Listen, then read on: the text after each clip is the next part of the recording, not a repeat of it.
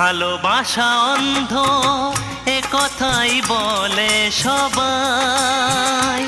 আমি নিজেকে অন্ধ করে সারাটা জীবন ধরে তোমার বুকের ঘরে রয়ে যেতে চাই। আমি তোমার বুকের ঘরে রয়ে যেতে চাই।